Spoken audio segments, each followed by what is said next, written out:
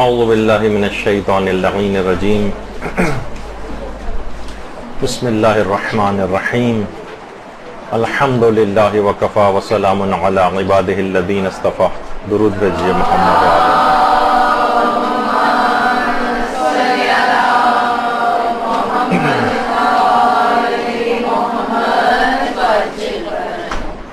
یہ آخر ہر سال رمضان کا استقبال کیوں کیا جاتا ہے؟ دیکھیے، سب کو اس کے متعلق یقیناً علم ہے، اکثر لوگ اس کے مسائل سے بھی واقف ہیں. دیکھیے، علم ایک الگ چیز ہوتی ہے اور تذکر ایک الگ چیز ہوتی ہے. ضروری نہیں ہے کہ مثلا وہ چیز جو بتائی جائے وہ آپ کو پہلے سے علم میں آپ کے نہ ہو. نہیں، یاد دہانی بھی ضروری ہوتی ہے. یہ جو تلقین پڑھی جاتی ہے مردے کے لیے، کیا یہ اس کو پہلے سے عقائد حقہ پوری زندگی میں اس کا اظہار نہیں کرتا رہا ہے؟ لیکن اس کا تذکر کیا جاتا ہے تلقین میں. پیغمبر اسلام ختم مرتبت صلی اللہ علیہ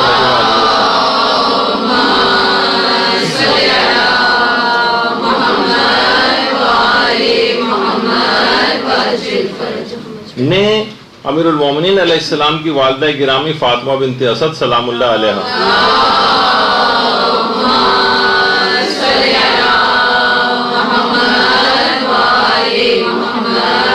نے ان کی قبر کے پاس کھڑے ہو کر جو پیغمبر نے کلمات ارشاد فرمائے تھے کہ تمہارا بیٹا لا جعفر ولا عقیل، نہ عقیل نہ جعفر بلکہ تمہارا بیٹا علی ابن ابی طالب. یعنی وہ تذکر اور یاد دہانی کے طور پر کہ تمہارا امام کون ہے، تو اس کی تذکر اور یاد دہانی پیغمبر نے کرائی. یہ نہیں کہ حضرت فاطمہ بنت اسد اس عقیدے کی حامل نہیں تھی، ان کو پتہ نہیں تھا اور پیغمبر پہلی دفعہ بتا رہے تھے، جیسے کہ اکثر لوگ سمجھتے ہیں کہ اس کا اظہار کیا تو اس کا مطلب ہے اس کا اعتقاد نہیں رکھتی تھی. تو یہ تذکر ہوتا ہے، یاد دہانی ہوتی ہے. تو معلوم ہے اگرچہ کہ رمضان کی اہمیت سے بھی آپ واقف ہیں، اس کے مسائل سے بھی واقف ہیں، لیکن پھر بھی یاد دہانی ضروری ہے کہ آپ کے پاس ایک چیک لسٹ رہے کہ کہیں ایسا نہ ہو کہ اتنی اہم مہینہ آپ کے ہاتھ سے نکل جائے اور کوئی چیز ایسی رہ جائے کہ جس پر آپ عمل نہ کر سکیں. دیکھیے، سب سے بہترین طریقہ، کیونکہ ہمارا عنوان ہی استقبال رمضان کے بہترین طریقے، سب سے بہتر طریقے سے استقبال رمضان کا اس وقت ہوگا کہ جب آپ توبہ سے اس کا آغاز کریں گے. توبہ، گناہوں سے توبہ. یقیناً انسان اتنا زیادہ اپنے آپ کو گناہوں کے مقابلے میں بعض اوقات کبھی اس کو ایسا لگ رہا ہوتا ہے کہ جیسے میں بس اب تو پکا جہنمی ہو گیا، گناہ مجھ سے چھوٹتے ہی نہیں ہیں. لیکن بہرحال توبہ ایک ایسی اس کو امید دلاتی ہے پروردگار کی طرف سے، ایسا ایک حسن ظن کا اس کے اوپر اثر ہوتا ہے کہ اس کو ایک امید بن جاتی ہے کہ میں بخشا جا سکتا ہوں.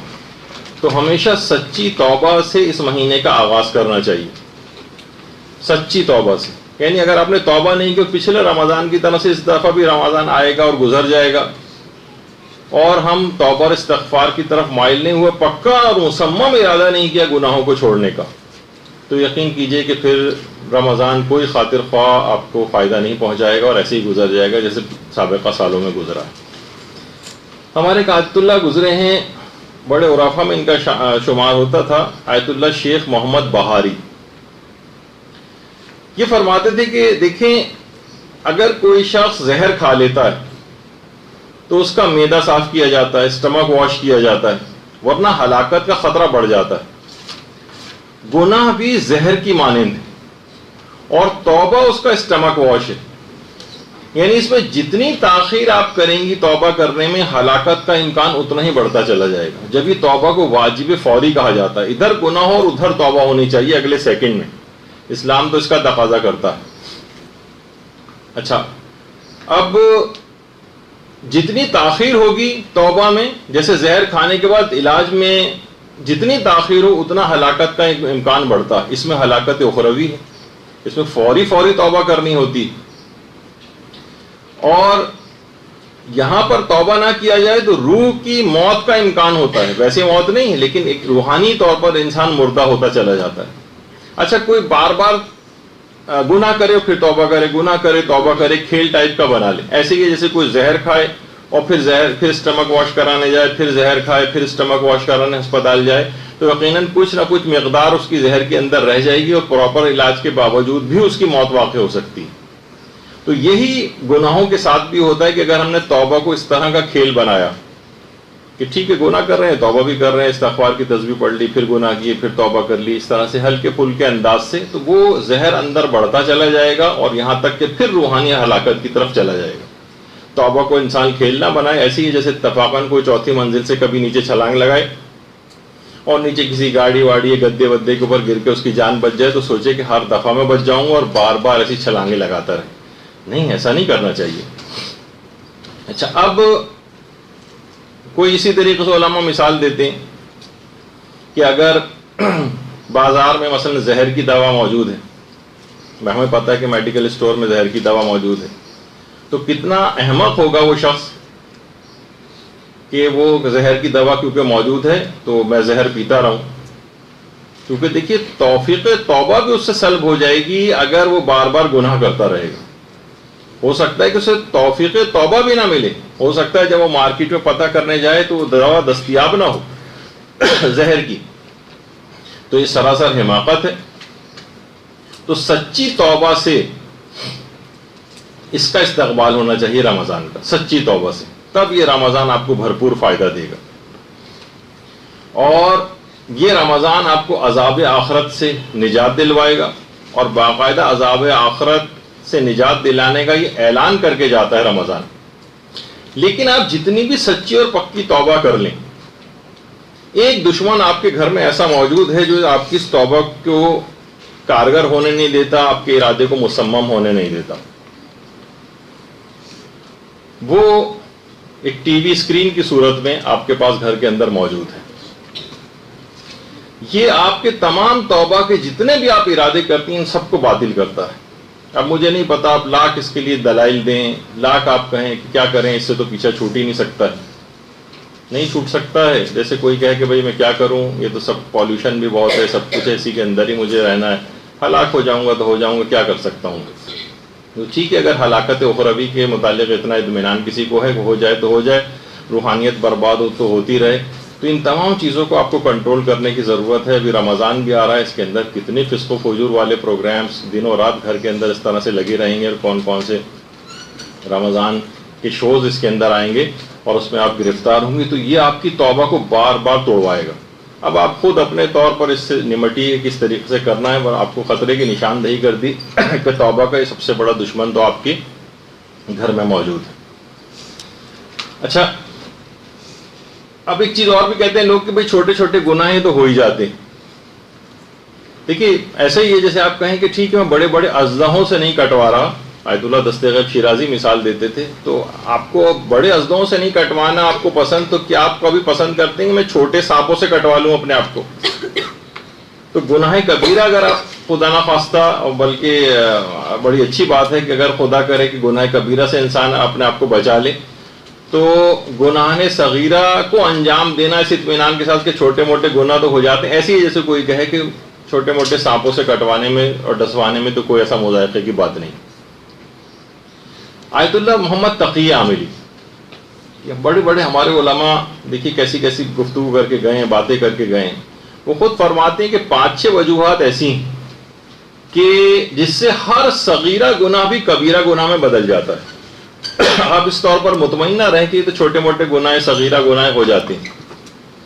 فرماتے ہیں کہ سب سے پہلے تو چیز ہے گناہوں پر اصرار۔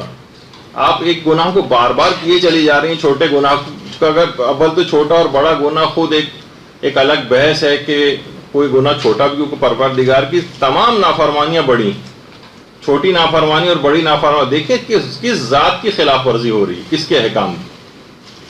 تو گناہوں پر اصرار کرنا، مصر ہونا، بار بار انجام دینا خود اس کو کبیرہ بنا دیتا ہے۔ آپ جس کو صغیرہ سمجھ رہی ہیں وہ کبیرہ بن رہا ہے، یہ کبیرہ بن جائے گا۔ دوسرا گناہ کو چھوٹا سمجھنا، استحقار الذنب، بس حقیق سمجھنا، ارے یہ تو ہو ہی جاتا ہے، یہ خود اس کو کبیرہ بنا دیتا ہے، یہ گناہوں کو حقیر سمجھنا۔ تیسری چیز فرماتے تھے کہ گناہ کر کے خوشی محسوس کرنا، گناہ کر کے خوشی محسوس کرنا۔ عام طور پر آدمی بڑا خوش ہوتا ہے، کوئی بھی اس قسم کا خراب پروگرام اس نے ٹی وی کے اوپر دیکھا، رقص و موسیقی پروگرام دیکھے، خوشی سے اس کو محسوس ہو رہی۔ کوئی اس نے گھر پہ ایسی تقریب منعقد کی مکس گیدرنگ والی، گناہ کر کے خوشی محسوس کر رہا ہے، ورائٹی پروگرام گھر کے اوپر رکھا، مہندی اور تقریب کے اندر خوب فسق و فجور ہوا، لوگوں کو بڑا ہلہ گلا مزہ آیا، گناہ کر کے خوشی محسوس کر رہا ہے، یہ خود اس کو کبیرہ بناتا ہے۔ فرماتے اور یہ بھی روایات کے اندر آئی ہے یہ بات کہ جو ہنستے ہوئے گناہ کرے گا وہ روتے ہوئے جہنم میں داخل ہوگا۔ تو ان چیزوں کو انسان کو سمجھنا چاہیے۔ گناہ کو ظاہر کرنا یہ خود کبیرہ بنا دیتا ہے، گناہوں کو ظاہر کرنا۔ کوئی گناہ کیا، اب اس کو دوسروں کے سامنے ظاہر کر رہے ہیں۔ بہت ساری روایات کے اندر خود یہ تمام باتیں، یہ چار جو آپ کے سامنے چیزیں پیش کی ہیں، تو خود روایات کے اندر ہی آئیں، لیکن اب اتنا وقت نہیں کہ ان سب کو پڑھا جائے، لیکن بہرحال وہ علماء نے ان روایات ہی سے ماخوذ یہ اقوال ہیں ان۔ پانچویں چیز کہ جس سے گناہ، چھوٹے گناہ بھی بڑے گناہوں میں بدل جاتے ہیں، لوگوں کو گناہوں کی دعوت دینا۔ ایسی تقریب آپ نے گھر میں رکھی، مکس گیدرنگ ٹائپ کی، اب لوگ چاہیں نہ چاہیں اس کے اندر آ کر گناہ کے اندر مبتلا ہو ہی جا رہے ہیں۔ تو اس کا مطلب یہ ہوا کہ لوگوں کو گناہوں کی طرف دعوت دینا، یہ خود اگر اس طرح سے لوگوں کو بلایا جائے اس کے اندر، تو خود ایک بڑے کبیرہ گناہ کے اندر بدل جائے گا۔ اور چھٹی چیز تقی عاملی فرماتے تھے، گناہ کے سلسلے میں تواضع اور انکساری اختیار کرنا۔ جس طرح انسان نیکیوں اور اچھائیوں کا کبھی تذکرہ ہوتا ہے تو وہ تواضع انکساری کا اظہار کر رہا ہوتا ہے، لوگ گناہوں کے اوپر تواضع انکساری کا اظہار کر رہے ہوتے ہیں۔ ماشاءاللہ آپ کی فلم اس دفعہ کتنی کامیاب رہی، جی اللہ کا شکر ہے، بس میں تو اتنے اچھا کام نہیں کر سکتی جتنا فلاں پرانے اداکار کرے۔ آپ ٹی وی کے اوپر دیکھتی ہیں، گناہوں کے سلسلے میں بڑے عجز و انکساری کا اظہار ہو رہا ہوتا ہے، بڑی تعریفیں ان کی ہو رہی ہوتی ہیں اور وہ عاجزی کا اظہار کر رہے ہوتے ہیں گناہوں کے، جبکہ نیکیوں کے لیے یہ چیزیں پہلے دیکھنے میں آتی تھی۔ تو یہ سب کے سب حرام، جو چھوٹے جن کو آپ گناہ سمجھ رہی ہیں، یہ سب کبیرہ گناہوں کے اندر تبدیل ہوئے چلے جا رہے ہیں۔ تو انسان اگر روزہ رکھے اور افطار کے بعد پھر زہر کھا لے، روحانی زہر، اور اگلے دن پھر روزہ رکھے، پھر اس کے بعد پھر زہر کھا لے، تو وہی ابھی آپ نے سنا بار بار کہ زہر کی کچھ مقداریں جو اندر رہ جائیں گی بالآخر اس کو پھر ہلاک کر دیں گے۔ اور یہ کہ انسان بالکل امیون ہو جائے گا، اس کو پھر گناہ کا احساس بھی ختم ہو جائے گا، اسے گناہ بھی نہیں لگے گا، جیسے کہ آج کل عام طور پر ہو گیا۔ تو اچھا، گناہوں کے دیکھیے اثرات ایسے ہیں کہ اگر یہ آپ اس کو ایسا معمولی چیز نہ سمجھیں کہ بس ٹھیک ہے گناہ کہیں لکھا گیا فرشتوں، اور یہ آپ کی تمام زندگیوں کے اوپر اثر انداز ہو رہے ہیں۔ بلکہ آیت اللہ مشکینی، جن کی وہ ہدیت الشیعہ جو کتاب بھی ہے اردو میں، آیت اللہ مشکینی فرماتے تھے کہ گناہوں کے اثرات فقط انسان کے اوپر ہی نہیں ہوتے، آپ سمجھیں کہ صرف انسان پہ ہوتے ہیں، بلکہ کہہ رہے تھے کہ اس میں بہت ساری اور بھی چیزیں شامل ہو جاتی ہیں۔ مثلا اولاد کے اوپر بھی اس کے اثرات ہوتے ہیں، رشتہ داروں کے اوپر اس کے اثرات ہوتے ہیں، زراعت اور فصلوں کے اوپر اس کے اثرات ہوتے ہیں، سمندروں کے اوپر اس کے اثرات ہوتے ہیں، کس طریقے سے جو سونامی آتے ہیں، زمین کے اوپر اثرات ہوتے ہیں کہ زلزلے وغیرہ آتے ہیں۔ تو فرماتے تھے ان تمام چیزوں کے اوپر قدرتی آفات میں سے اکثر کا سبب روایات کے اندر جو گناہوں کی کثرت بتائی گئی، حتیٰ کہ فرماتے تھے گناہوں کے اتنے اثرات ہیں کہ فرشتوں تک کے اوپر اثر انداز ہوتے ہیں۔ وہ کیسے؟ وہ کہتے ہیں کہ فرشتے اس جگہ سے اتنا اثر لیتے ہیں کہ ان جگہوں سے رخصت ہونے لگتے ہیں۔ مثلا گھر کے اندر جہاں یہ فسق و فجور، حرام اور اس طرح کی سب چیزیں ہوتی ہیں، وہاں سے ملائکہ فرار اختیار کرتے ہیں، ان گھروں سے وہاں سے چھوڑ کر چلے جاتے ہیں۔ شیاطین کو اٹریکٹ کرتے ہیں گناہ، ملائکہ چھوڑ کے جاتے ہیں اور شیاطین ان کی جگہوں کے اوپر آ جاتے ہیں۔ اب سوچیں کہ گھر میں جو لڑائی جھگڑے، ہنگامے، ایک دوسرے کے خلاف باتیں، غیبتیں، فسق و فجور، یہ سب کچھ جو ہو رہا ہے گھروں کے اندر، اس کی ایک بہت بڑی وجہ یہ ہے کہ ان گناہوں کے اثرات ہیں کہ فرشتوں نے وہاں سے کوچ کر لیا ہے اور ان کی جگہ پر اس وقت شیاطین آ کر بیٹھ گئے، تو وہ ہر وقت کے وسوسے، ہر وقت کی دلوں کے اندر بدگمانیاں اور برائیاں، وہ سب پھر شیاطین پیدا کرتے ہیں۔ تو علماء فرماتے ہیں کہ لہٰذا گناہوں کے مقابلے میں شجاعت کا اظہار کرنا چاہیے۔ ہم یہ دیکھ رہے ہیں کہ ساری شجاعت ہم نے اپنے رشتہ داروں کے اوپر لگائی ہوئی، ساری شجاعت۔ دین کے لیے کوئی شجاعت نہیں ہے کہ دین کے لیے شجاعت سے کام لیں، برائیوں کے مقابلے میں شجاعت سے کام لیں۔ وہاں سے ہم یہ دیکھتے ہیں کہ سارے افراد بیک فٹ پہ چلے جاتے ہیں۔ مثلا کبھی شادی بیاہ کا کوئی مسئلہ ہوتا ہے، دیندار افراد عام طور پر دیکھنے میں آتا ہے کہ جب کسی کے یہاں شادی ہوئی وہ فوراً دب جاتے ہیں، گناہگار حرام تقریبات منعقد کرتے ہیں، مکس گیدرنگ کرتے ہیں اور حاوی ہوتے چلے جاتے ہیں اور اپنے آگے کسی کو چلنے نہیں دیتے. گناہگار گناہ کے لیے شجاعت اختیار کر رہا ہے، اگر اس کو شجاعت ہی کہا جائے. اور جو دیندار ہیں ہم وہ دیکھتے ہیں ساری زندگی کی مثلا باپردہ عورت ہوتی ہے، وہ شادی کی تقریب میں نامحرموں کے ساتھ بے حجاب ہو کر جانے لگتی ہے، میک اپ کر کے جانے لگتی ہے، مکس گیدرنگ کے اندر جاتی ہے. دیکھیے بہت ساری چیزیں ایسی ہیں کہ جو بغیر لڑے جھگڑے بھی، بدمزگی کیے بغیر بھی معاملات طے ہو سکتے ہیں، لیکن ہم اس تقریب کو بالکل آخری دن کے اندر بدمزگی کے لحاظ سے دیندار افراد بھی طے کر دیں گے، وہ اسی دن ہی کچھ گڑبڑ کرنی. بھائی اپنی ذہانت کو استعمال کریں کہ پہلے سے کیسے ان معاملات کو طے کریں کہ حرام کاریاں نہ ہوں. تو شجاعت دکھائیں، بات کریں. بہت ساری بلکہ دلہن کا متعلق مجھے معلوم چلا کہ اس نے بڑی شجاعت دکھائی، شرائط رکھی کہ کوئی نامحرم وہاں پر نہیں آئے گا، میں مثلا میرا میک اپ ہوگا، اور اس نے اپنی باتوں کو منوایا. اور اس کے بعد بھی چند لوگوں نے اگر خلاف ورزی کی کوشش کی تو دلہن اٹھی اور منہ دھو کر اور چادر وادر پہن کر جو ہے بیٹھ گئی. تو اگرچہ آپ کو بہت سی اس قسم کی باتیں لگتی ہیں کہ نہیں بھائی کوئی بات نہیں، تو وہ کیا ہوتا ہے کہ دیندار افراد بھی شجاعت کا مظاہرہ کرنے کے بجائے دبتے چلے جاتے ہیں. تو کیا ہوا کہ گناہگار اس کے مقابلے میں بڑھتے چلے جاتے ہیں. تو کوئی بھی آج کل اتنی سہولیات اور آسانیاں جبکہ ہمارے پاس موجود ہیں دین پر عمل کرنے کے لیے، لیکن تب بھی کوئی بھی شجاعت دین کے لیے دکھانے کو تیار نہیں. جبکہ صاحبان ایمان نے شدید ترین ادوار کے اندر بھی دین پر کیسا عمل کر کے دکھایا. روایات میں ملتا نہیں ہے کہ شہداء کے ساتھ جب کوفے کے بازاروں سے گزر رہے تھے تو ابن زیاد کا جو بھائی تھا، سگا بھائی، اس تک نے شجاعت کا مظاہرہ کیا تھا اور کہا تھا کہ کاش تمام آل زیاد آج ہلاک ہو جاتے مگر فاطمہ کا لال شہید نہ ہوتا. اسے معلوم تھا میرا بھائی ابن زیاد کتنا ظالم ہے، لیکن ان ظالموں کے ایسے افراد انہوں نے بھی کچھ نہ کچھ زبان کھولی ہے. اس وقت ابن زیاد کی خود بیوی نے آواز اٹھائی ہے، روایتوں کے اندر تذکرہ. یزید کی بیوی نے اس کے اوپر اعتراضات کیے تھے، اتنے مظالم اپنے شوہر کا اتنے ظلم دیکھنے کے باوجود. خولی کی بیوی نے شجاعت کا مظاہرہ کیا تھا. اور بریر حمدانی ان کی اپنی بیوی نہیں، بریر کے جو قاتل تھا، بریر کا قاتل جب گھر کے اندر آیا ہے تو بریر کے قاتل کی جو بیوی تھی وہ ناراض ہو کر گھر چھوڑ کر چلی گئی تھی. اس نے اتنا شجاعت کا مظاہرہ کیا تھا. یزید کا بیٹے تھا، اس نے کیا کہا تھا؟ اس نے شجاعت کا مظاہرہ کیا تھا اور کہا تھا کہ کاش میں پیدا ہی نہ ہوا ہوتا کہ بنو امیہ کی نسل سے ہونے کی میں ذلت کو برداشت کرتا. تو ان سب افراد نے جانوں کے خطروں کے باوجود آواز اٹھائی.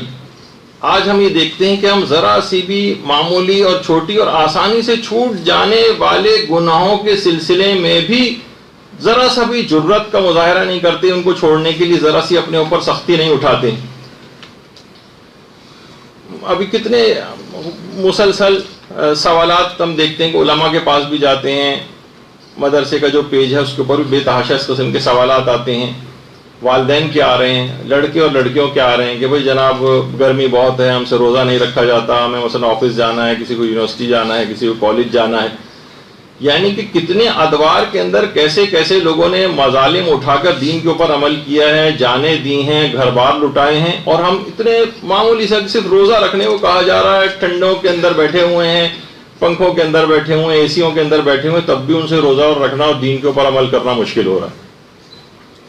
تو دیکھیے گناہوں پر مصر ہونے کے ساتھ یہ رمضان فائدہ نہیں دے گا. اس کے مقابلے میں ایک جرت کا اظہار کرنا پڑے گا، مصمم ارادہ کرنا پڑے گا، پکا ارادہ کرنا پڑے گا کہ میں اب گناہ کوئی نہیں کروں گی. جب تک یہ پکا ارادہ نہیں ہے تو یقین جانی کہ رمضان کوئی خاطر خواہ آپ کو فائدہ نہیں دے گا جب تک کہ توبہ سچی توبہ نہ. آیت اللہ جواد عاملی نے ایک بڑی اچھی بات کہی ہے کہ جو بھی اپنے امام کے اوپر اعتقاد رکھتا ہے، نیک اعمال بھی کبھی کبھار چلیں اس سے ہو جاتے ہیں، لیکن جس طریقے سے امام کی اطاعت کرنی چاہیے مقام اطاعت کے اندر وہ فیل نظر آتا ہے. اعتقاد ہے، ٹھیک ہے، ہمارا اعتقاد ہے کہ ہمارے امام ہیں، لیکن وہ اپنے عمل سے امام کے قلب کو غمگین کرتا ہے. کوئی مثلا عورت ہے، وہ خود کو اپنے آپ کو کنیز زہرا کہتی ہے، لیکن بے حجابی کے ذریعے حضرت زہرا کے قلب نازنی کو مجروح کرتی ہے، ان کو زخمی کرتی ہے، ان کے دل کو غمزدہ کرتی ہے. تو فرماتے ہیں کہ یہ تمام افراد کے جو کہ بدعمالیوں کے ذریعے اور گناہوں کے ذریعے چاہے وہ ان کے اوپر اعتقاد ہی کیوں نہ رکھتے ہوں، یہ تمام افراد زہرا کے لخت جگر کے ظہور کی راہ میں رکاوٹ ڈالنے والے ہیں، آیت اللہ جواد عاملی فرماتے ہیں۔ اور ایسے افراد یہ بہت بڑے خطرے سے دوچار ہونے والے ہیں۔ وہ خطرہ کیا ہے؟ فرماتے ہیں کہ جب یہ لوگ مرتے ہیں یا مریں گے تو بعض گناہوں کے باعث یہ قبر میں امام زمانہ علیہ السلام کا نام تک بھول جائیں گے۔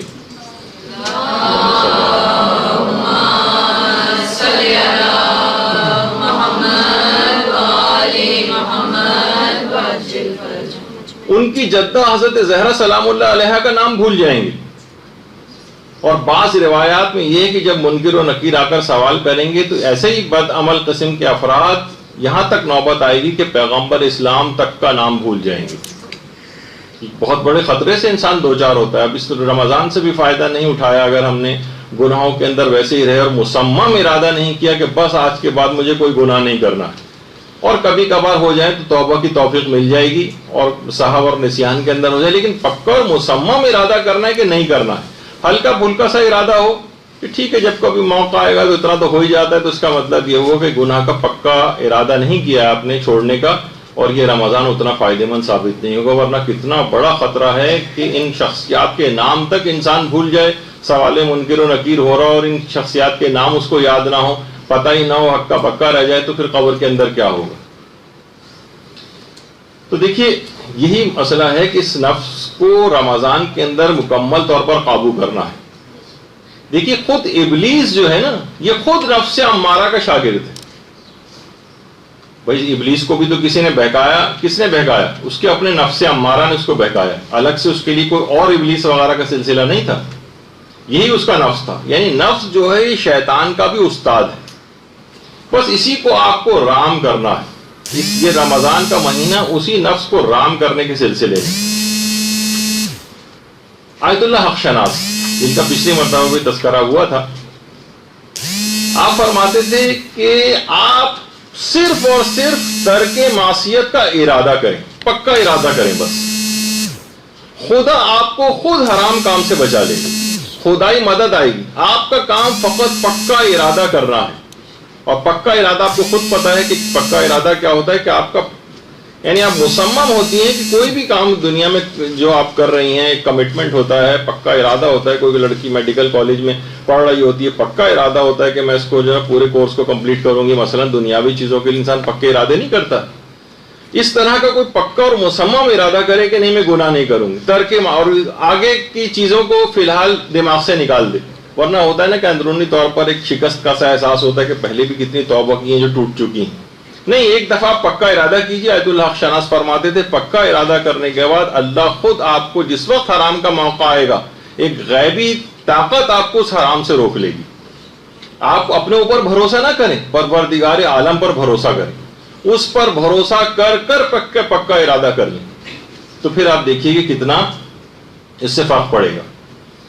تو اچھا ہمارے ساتھ کیا ہوتا ہے کہ دیکھیے ہم رمضان میں شکل روزے دار جیسی بناتے ہیں، باطن ہمارا روزے دار نہیں بن پاتا ہے، جبکہ روزے انسان کو اگر حقیقتاً صحیح پیمانے اس پہ روزہ رکھے تو انسان کا باطن خوبصورت بن جاتا ہے، خواہ بظاہر اس کا چہرہ روزے کے اندر اترا ہوا محسوس ہو، خواہ اس کے منہ کی بو اچھی محسوس نہ ہو، لیکن خدا کے نزدیک اس کی باطن کی خوبصورتی یہ سب سے زیادہ اہمیت رکھتی ہے۔ آیات میں بھی ہے، روایات میں بھی ہے کہ خدا تمہارے چہروں کو نہیں دیکھتا ہے بلکہ تمہارے اعمال کو دیکھتا ہے۔ تو اچھا یہ غلطی کیا ہو رہی تھی؟ ان سب سے بھی ہو رہی تھی، باطل بھی ہمیشہ، اور ہم لوگ بھی ظاہر پرست اتنے ہو گئے ہیں کہ ہم صرف ظاہر کو دیکھتے ہیں۔ جیسے ابن زیاد تھا، اجڑے ہوئے گھرانے کو بظاہر دیکھ کے کہہ رہا تھا اور مذاق اڑا رہا تھا کہ دیکھا خدا نے تمہارے ساتھ کیا سلوک کیا۔ تو ثانی زہرا حضرت زینب سلام اللہ علیہ نے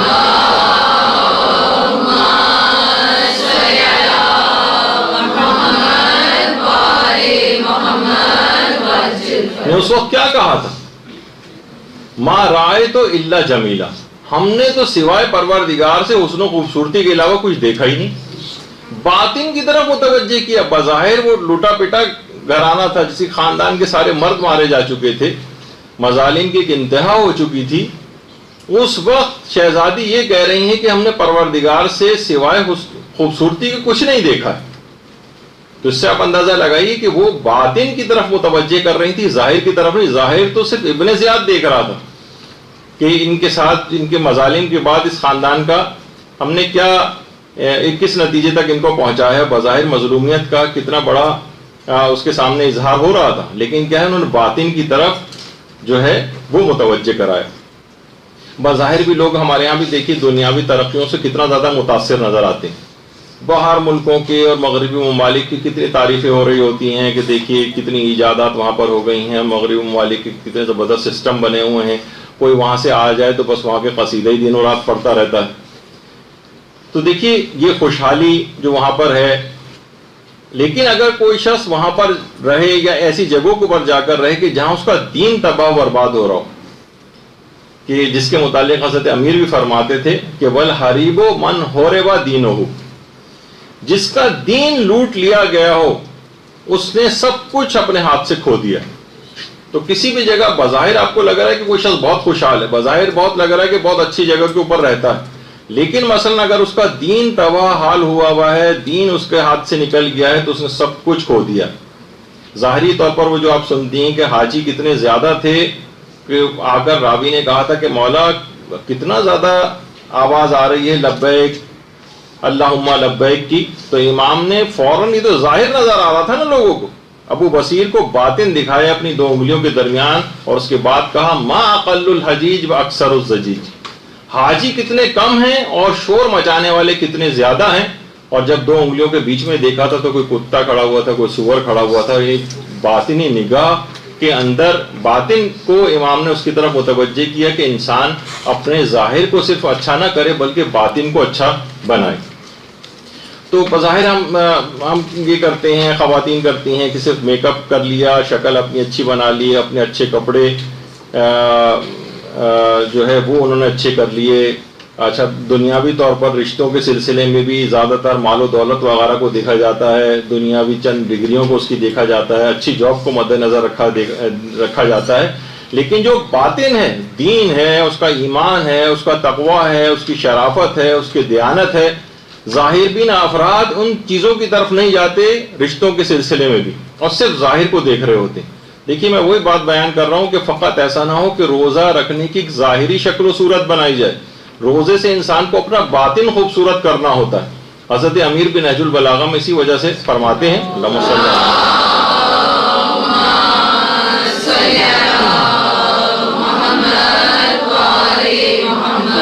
اولیاء خدا کی تعریف یہی بیان کر رہے ہیں کہ وہ باطن دنیا کی طرف نگاہ کرتے ہیں، وہ صرف ظاہری دنیا نہیں۔ ابھی جو میں نے مثال دی کہ لوگ بہت سارے ایسے فسق و فجور والی جگہوں کے اوپر یا دین خراب ہو رہا ہوتا ہے، اس کے صرف ظاہری طور پر اس کو دیکھ رہے ہوتے ہیں۔ تو لیکن کیا ہے، اولیاء خدا باطن دنیا کو دیکھتے ہیں اور عام لوگ ظاہر دنیا کو دیکھتے ہیں۔ تو باطن کی طرف آپ کو نگاہ کرنی ہے، اپنے بھی باطن کی طرف آپ کو نگاہ کرنی ہے، کیونکہ دیکھیے جن افراد کی آپ نگاہوں میں کوئی مقام بنانے کے لیے اچھے کپڑے پہنتی ہیں، اپنی اچھی شکل و صورت بناتی ہیں، یقین کیجئے کہ وہ آپ کو حاسدانہ نگاہ سے دیکھتے ہیں، وہ آپ کے نعمت کا زوال چاہتے ہیں۔ آپ جن کو دکھا رہی ہیں نا اچھے کپڑے، اور بار بار اچھے اچھے کپڑے ہر دفعہ ان کے لیے بنا کر اپنے آپ کتنی محنتیں کر رہی ہیں، تگ و دو کر رہی ہیں، صرف لوگوں کو دکھانے کے لیے تو کرتا ہے انسان، یہ کیوں اس طرح کے زیور پہنتا ہے؟ وہ سب خواتین جن کے سامنے آپ اس طرح تیار ہو کر جاتی ہیں، وہ حاسدانہ نگاہ سے آپ کو دیکھتی ہیں۔ ہو سکتا ہے کہ بہت قریبی کوئی رشتہ دار بھی آپ کو حاسدانہ نگاہ سے دیکھ رہا ہو اور خوش نہ ہو رہا ہو۔ تو ایسے افراد کے لیے کہ جو صرف آپ کے ظاہر، جن کے لیے آپ اچھا بنا رہی ہیں اتنا اور اتنی محنت کر رہی ہیں، جو اسلام کو مطلوب بھی نہیں ہے، اور وہ آپ سے حسد کر رہے ہیں، ان حاسدوں کے لیے آپ اتنی محنت کر رہی ہیں، اس کے مقابلے میں کتنی کم محنت سے آپ اپنے باطن کو ٹھیک کر کے اپنے پروردگار کو راضی کر سکتی ہیں۔ تو اس کے لیے ہلکان ہونا، ظاہر کے لیے ہلکان ہونا، یہ انتہائی حماقت ہے۔ انسان کو چاہیے کہ اپنے باطن کو اچھے سے اچھا بناتا چلا جائے، دنیاوی ظاہری اعتبار سے جتنی ضرورت ہوتی ہے اپنے ظاہر کو ٹھیک کرنے کی اتنا ظاہر کو ٹھیک کریں، لیکن ساری محنتوں کا، ساری ہمتوں کا محور و مرکز فقط ظاہر کو بہتر بنانا نہ بنے۔ تو دیکھیے ظاہر اور باطن کی موافقت، یہ بہت علماء اس بات کو بہت زور دیتے ہیں. ہم دیکھتے ہیں ہماری عام زندگی میں بڑی منافقانہ ایک رویہ ہے. ظاہر کچھ ہوتا ہے ہمارا، باطن کچھ ہوتا ہے. ذرا سا کسی سے ملتے ہیں، ظاہر میں کسی اور طرح سے ملتے ہیں، جب وہ اٹھ کر جاتا ہے تو ہمارا اس کے متعلق پیچھے رویہ کچھ اور ہو جاتا ہے. ظاہر اور باطن کے اندر ایک موافقت ہونی چاہیے. جب یہ وجہ ہے کہ امیر المومنین علیہ الصلوۃ والسلام کی حدیث ہے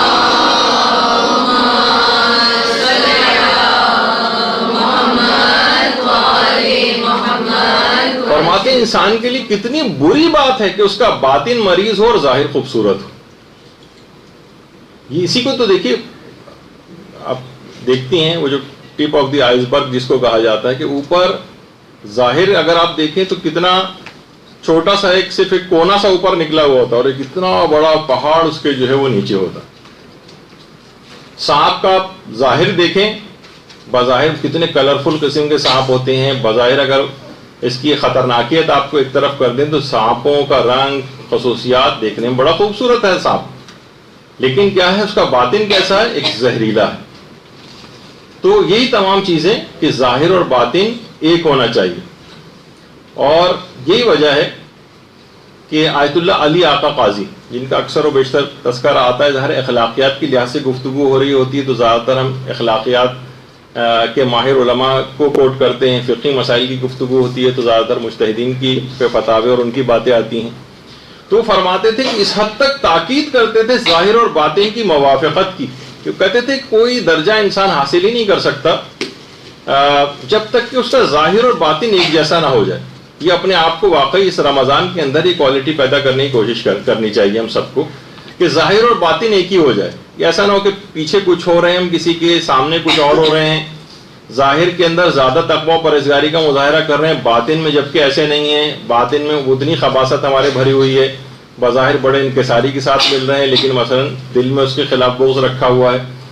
تو باقاعدہ آیت اللہ علی آقا قاضی نے ایک وصیت نامہ لکھا تھا، اور وصیت نامہ لکھنے کے بعد 3 گواہ بنائے تھے.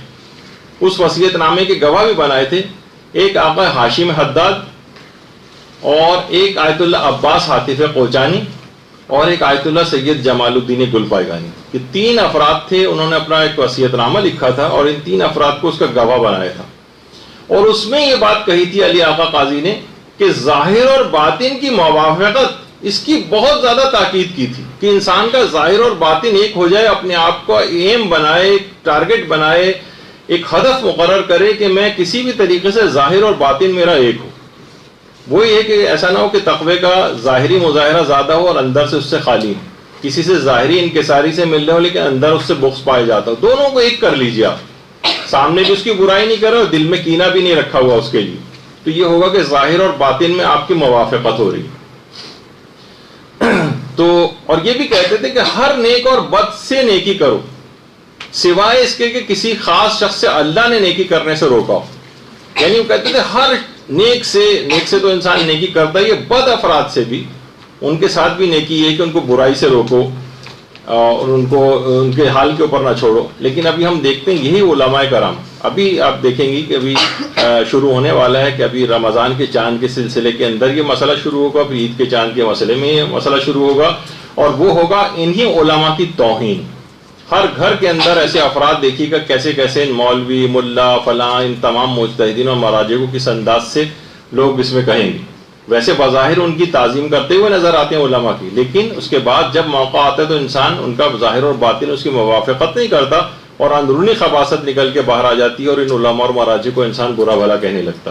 گھروں میں آپ دیکھیے گا کچھ عرصے یہی وجہ ہے کہ آیت اللہ سید ابو الحسن مولانا، نام ہی ان کا تھا ابو الحسن مولانا، یہ فرماتے تھے 2 افراد کی غیبت سے خاص طور پہ اپنے آپ کو بچانا. اچھا، رمضان اور غیر رمضان دونوں ہی کے لیے بات ہے، رمضان کے اندر بھی اور غیر رمضان میں. کہتے تھے ایک تو علماء کی غیبت سے انسان اپنے آپ کو بچائے، یہ بہت خطرناک ہے. علماء کی غیبت اور سادات کی غیبت. اب تو پورے گھرانے، ظاہر سادات گھرانے، اور ایک سید دوسرے سید کی بھی خوب غیبتیں کر رہا ہوتا ہے.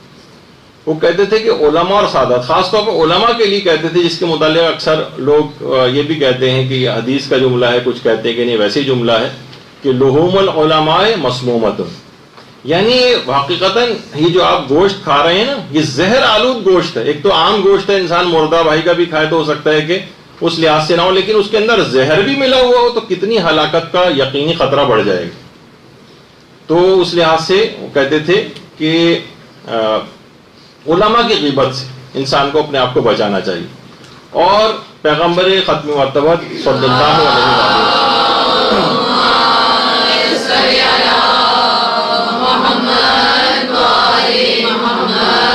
پیغمبر فرماتے تھے کہ جو شخص بھی فقیہ کا اکرام کرے گا، فقیہ کا جس کے ہمارے سب سے زیادہ ان کی مذمتیں بھی شروع ہونے والی ہیں، وہ اس حالت میں اپنے پروردگار سے ملاقات کرے گا کہ اس کا پروردگار اس سے راضی و خوشنود ہوگا. یعنی اگر ایک فقیہ کی صرف عزت اکرام اس نے کیا، اور جو شخص بھی کسی فقیہ کی توہین کرے گا، خدا اس حالت میں اس سے ملاقات کرے گا کہ خدا اس سے ناراض ہوگا. سوچیے کہ خدا اگر کسی سے ناراض ہو اور وہی آسرا ہو، اور خدا سے ملاقات آخرت، جس سے مراد ہے کہ عالم آخرت میں قیامت کے روز جس سے خدا ناراض ہو جائے، اس کا جہنم میں جانے کے علاوہ کیا اس کے پاس راستہ بچتا ہے. تو بہرحال سچی توبہ کے ساتھ اس رمضان کا استقبال ہونا چاہیے. سب سے بہترین طریقہ ہوگا رمضان کے استقبال کا، اور تمام گناہوں سے انسان اپنے آپ کو بچانے کا مکمل ارادہ کر لے صرف. باقی تو اس کے بعد آیت اللہ شناس فرماتے تھے کہ بس پروردگار خود ہی اس کو گناہوں کی انجام دہی سے رکوا دے گا. ایک فرشتہ گویا ایک لحاظ سے اس کا ہاتھ پکڑ کر روک لیا کرے گا. ایک دفعہ انسان پکا ارادہ تو کرے. یہ ہمارا ساتھ معاملہ یہ ہوتا ہے کہ ہمارے بہت ہی شکستہ، بہت ہی ہلکے پھلکے ٹائپ کے ارادے ہوتے ہیں. اسے ارادہ بھی نہیں، صرف ایک خواہش ہوتی ہے. جیسے مثال دی جاتی ہے نا کہ مثلا کوئی شدید بیمار اگر ہے تو اس کی خواہش تو ہے کہ میں صحت یاب ہو جاؤں، لیکن وہ کوئی بھی دوا نہ کرے نہ کہ کوئی پرہیز کرے، تو بہرحال اس کی خواہش سے کوئی فائدہ نہیں ہوگا جب تک کہ وہ عملی اقدام نہیں کرے گا. تو یہی ہم لوگوں کے ساتھ ہوتا ہے. خواہش ہے کہ جنت میں اعلیٰ علیین تک جوار معصومین سے ملحق فرمانے کی کتنی دعائیں ہوتی ہیں، لیکن اس کے لیے کوئی عملی اقدام کوئی کرتا ہوا نظر نہیں آ رہا ہوتا. بہت ہلکے پھلکے سے خیالات ہوتے ہیں جسے خواہشات کہا جا سکتا ہے، لیکن ارادہ نہیں کہا جا سکتا. دوسری چیز جس سے آپ رمضان کا استقبال کر سکتی ہیں، اور وہ روایات میں بھی ملتا ہے کہ سب سے زیادہ خاموشی رمضان میں جس امام کی مشہور ہے وہ ہمارے چوتھے امام زین العابدین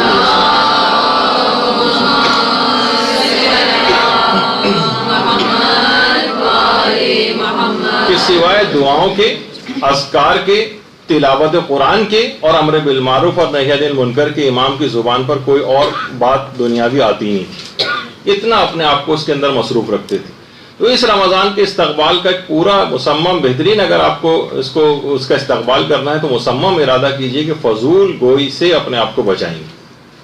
فضول گوئی کے اندر تمام حرام چیزیں بھی آتی ہیں اور فضول بیکار چیزیں بھی آتی ہیں.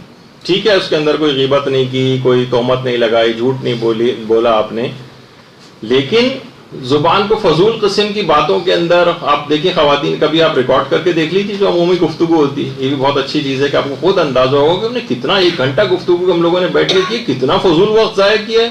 کوئی ایک کام کی بات اس میں نہیں کی، بلکہ حرام سے بھی گفتگو پوری بھری. کہیں کسی کا مذاق اڑا دیا، کہیں کسی کی غیبت کر دی، کہیں کسی کی چغلی کر دی، کسی کا راز فاش کر دیا. کتنی ایسی چیزیں. یہی وجہ ہے کہ آیت اللہ کوہستانی خرافہ میں سے گزرے ہیں. انہوں نے تو باقاعدہ اپنے مدرسے میں ایک جملہ لکھ کر لگایا تھا کہ میں فضول اور بیہودہ گفتگو کو لقمہ حرام سے کمتر نہیں سمجھتا. فضول گفتگو بھی کوئی بہت بڑے حرام والی گفتگو بھی مراد نہیں. یہ فضول اور بیہودہ قسم کی عام طور پہ جو گفتگو ہو رہی ہوتی، کہہ رہے ہیں بالکل لقمہ حرام کی طرح کے اثرات یہ رکھتی ہے. بلکہ کسی جگہ میں پڑھ رہا تھا، دیکھیے ایک تو آیت اللہ بہجت کے حوالے سے بہت ساری باتیں ایسی مشہور ہیں کہ وہ کبھی پیش نہیں آئیں، ان کے نام سے منسوب کر دی گئی ہیں. خود ان کی اپنی زندگی میں آیت اللہ بہجت کے لیے بہت ساری ایسی باتیں کہی جاتی تھیں کہ جن سے ان کے گھر والے لا علم ہوتے تھے. خود آیت اللہ بہجت لا علم ہوتے تھے کہ یہ ہم نے سنا ہے کہ آپ نے ایسا کہا ہے. کہنے نہیں، میں نے تو ایسا کچھ نہیں کہا. ہم نے ایسا سنا ہے کہ وہ آپ بے ہوش ہو گئے تھے اور فجر کے وقت، اور وہ آپ نے اس وقت کہا تھا کہ وہ عورت جو امام زمانہ کو شہید کرے گی وہ پیدا ہو چکی ہے. باقاعدہ علماء کہتے ہیں ہم نے خود جا کے آیت اللہ بہجت، اتنی بات مشہور ہوئی کہ علماء کو جا کے آیت اللہ بہجت سے پوچھنی پڑی. آیت اللہ بہجت خود پریشان ہو گئے کہ یہ تو کبھی واقعہ پیش ہی نہیں آیا، میرے نام سے کیسے مشہور ہوا. تو بہرحال اس میں آتھینٹسٹی وغیرہ بھی دیکھی جائے گی، لیکن میں اس لحاظ سے آپ کو بتا رہا ہوں کہ صاحب تھے جن کے متعلق بڑے قریبی تھے آیت اللہ بہجت کے، انہوں نے خود اپنی جو بہت سارے آیت اللہ بہجت کی نجی زندگی کے متعلق باتیں جو ہیں وہ لکھی ہیں. اس کے اندر یہ کہ انہوں نے کہا کہ آیت اللہ بہجت کے ایک بہت ہی عرفانیت کے بہت پرانے ہمدرس، وہ خود بڑے عارف تھے، ان کے بہت عرصے بعد 25-30 سال بعد آیت اللہ بہجت سے ملاقات ہونی تھی. تو ہم نے پورا انتظام کر رکھا تھا کہ باقاعدہ جب یہ ظاہر پرانے دوست ملیں گے تو کیسی کیسی باتیں دونوں آپس میں کریں گے. ہم نے کیمرے بھی لگا دیے وہاں پر، آڈیو سسٹم بھی ریکارڈنگ کے لگا دیے کہ دونوں بیٹھ کے باتیں کریں گے تو ان کی باتیں کتنی زبردست ہوں گی. ہم ریکارڈ کرتے ہیں. کہہ رہے ہیں دونوں آ کر ایک دوسرے سے گلے ملے اور بیٹھے، اور آدھا گھنٹہ گزر گیا دونوں نے ایک لفظ بھی بات نہیں کی ایک دوسرے سے. آدھے گھنٹے تک بیٹھے رہے اور اس کے بعد اٹھ کر چلے گئے. انہوں نے کہا آغا کوئی بات چیت ہی نہیں ہوئی. آیت اللہ بہجت نے کہا کہ ساری باتیں ہو گئی. اب کس اعتبار سے انہوں نے کس طرح سے، یعنی اپنی زبان کو بھی ہلائے بغیر. یہ تو میں نے ایک ایسی مثال دی، عام طور پہ ہوتا ہے نا کہ ہمارے ہاں تو وہ والی مثال ہے کہ وہ کسی جگہ لطیفے میں پڑھ رہا تھا کہ خاتون خانہ بیوی شوہر کے پاس آ کے کہنے لگے ہماری شادی کی سالگرہ آ رہی ہے، ہمیں کیا کرنا چاہیے؟ تو انہوں نے کہا یہ کرنا چاہیے کہ اس عظیم سانحے کی یاد میں 10 منٹ کی خاموشی اختیار کرنی چاہیے. تو یہاں تو اس قسم کی خاموشی کی ہم لوگ جو بات کر رہے ہوتے ہیں، خاموشی سے مراد فضولیات اور بیہودہ گفتگو سے انسان اپنے آپ کو بچائے. تو عام باتوں کے اندر بھی اتنی بعض اوقات احتیاط ہم علماء میں دیکھتے ہیں کہ ایسا نہیں کہ بس آپس میں بیٹھے ہوئے ادھر ادھر کے قصے کہانیاں انہوں نے کر رکھے ہیں، اور جس طرح ہم آپس میں گفتگو کر رہے ہوتے ہیں تو اپنی زبان کو فضول باتوں بیہودہ باتوں سے بھی اپنے آپ کو بچاتے ہیں اور فضول گوئی سے بھی اپنے آپ کو بچاتے ہیں. تو دوسری چیز اس میں خاص طور پہ دیکھیے کہ زیادہ تر اپنی زبان کو استقبال کا بہترین استقبال شمار ہوگا رمضان کا، کہ اس دوران اگر آپ اپنی زبان کو فضول باتوں سے بالکل ایک طرف کر لیں اور سوائے اذکار کے، سوائے دعاؤں کے، سوائے ذکر الہی کے، سوائے تلاوت قرآن کے چوتھے امام کی سیرت پہ پوری عمل کرنے کی کوشش کریں تو بہترین استقبال رمضان کا آپ کا ہو. تیسری چیز یہ ہے، جو بھی آپ نے آیت اللہ بہجت کی بات سنی، اس کے بعد ایک اور علماء کہتے ہیں مال حرام سے پرہیز. مال حرام سے، اس میں خاص طور پر انسان یہ دیکھے تو علماء یہ فرماتے ہیں کہ زہر تو انسان کے جسم کو ہلاک کرتا ہے لیکن مال حرام روح کو ہلاک کر دیتی. مال حرام انسان کی روح کو ہلاک کر دیتا ہے. یہ خود ایک بہت بڑی وجہ ہے کہ ہماری جو توبہ نہیں ہو پاتی ہے صحیح طریقے سے، اور ہم لوگ بڑے پریشان ہوتے ہیں کہ ہم ادھر توبہ کرتے ہیں ادھر ٹوٹ جاتی ہے. اس کی ایک بہت بڑی وجہ ہے کہ مختلف ذرائع سے حرام مال ہمارے جسموں میں پہنچا ہوا ہوتا ہے. کبھی مثلا خمس نہ نکلا ہوا مال ہم استعمال کر رہے ہوتے ہیں، کبھی کسی دوسرے کا حق استعمال کر رہے ہوتے ہیں، کبھی ملازمت اور کاروبار کے اندر کچھ ایسے حرام ہوتے ہیں کہ ہمارے اس میں غذا کے اندر اور مال کے اندر حرام چلا جاتا ہے. کئی ایسی اسکیموں کے اندر پیسہ لگایا ہوا ہے. بہت ساری اس طرح کے حقوق لوگوں کے ہیں. میراث کی غلطیاں ہیں، اسی مکان کے اندر رہ رہے ہیں، کسی کو اس کا حق نہیں دیا ہوا، میراث صحیح تقسیم نہیں کی ہوئی. بہت سارے ایسے مسئلے ہوتے ہیں جس کی وجہ سے ہم گناہوں کی طرف بڑے آرام سے کھنچ جاتے ہیں اور نیکیوں سے کٹے ہوئے رہتے ہیں. تو جبکہ آیت اللہ سید حسن علی نخودکی اصفہانی، یہ بھی امام خمینی کے عرفانیات کے، امام خمینی ان سے دستور العمل لینے کے لیے جاتے تھے. یہ خود فرماتے تھے کہ 2 چیزیں ایسی ہیں جو آپ کے تمام کاموں کو صحیح کر سکتی ہیں. 2 چیزیں، اور آپ کی ساری پریشانیاں بھی ٹھیک کر سکتی ہیں. وہ فرماتے تھے ایک تو غذائے حلال ہے، یعنی حلال غذا انسان اگر اس کا اہتمام کر لے، اور دوسرا نمازوں میں خشوع و خضوع اور نمازوں کی اصلاح کر لے. یہ 2 کام ایسے ہیں کہ اگر یہ کسی نے صرف ان 2 کاموں کو بھی کر لیا، اس کے تمام دنیاوی اور اخروی تمام کاموں کی اصلاح ہو جائے گی اور اس کی ساری پریشانیاں دور ہو جائیں گی صرف ان 2 چیزوں کی وجہ سے. اور انہی 2 چیزوں کے اندر ہم دیکھتے ہیں کہ کس طریقے سے ہماری نمازیں ہیں، وہ بھی آپ دیکھ لیجئے، نہ اس میں کوئی خشوع ہے، نہ خضوع ہے، نہ کوئی اصلاح والی بات ہے. ذرا سے آپ مستحبات لوگوں کو بتائیں تو کہتے ہیں نماز بہت لمبی ہونے لگتی ہے.